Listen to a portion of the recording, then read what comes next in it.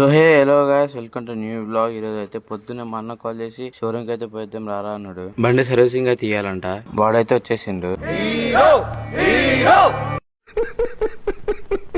ఇంటికాంచి అయితే స్టార్ట్ అయిపోయినాం. అది స్ప్లెండర్ బండి అని తెలిసి వాడు కావాలని స్పీడ్ పోయిండు. ఇంకా షోరూమ్ కాడికి వచ్చి బండి అయితే ఇచ్చేసి మాట్లాడినాము. నేను నా కొత్త ఇష్టాన్ని కొంచెం అలా మారుస్తున్నా.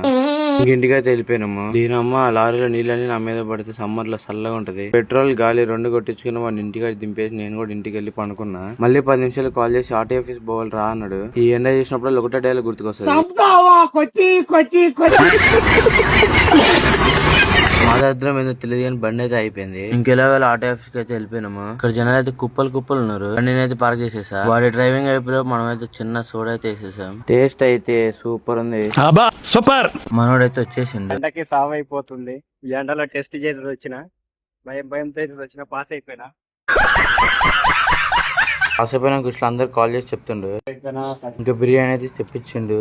మొహమాటం లేకుండా ఫుల్ అయితే తినేసినాం. ఒక కూల్ డ్రింక్ కొట్టేసి ఇంటికైతే వెళ్ళిపోయినాం.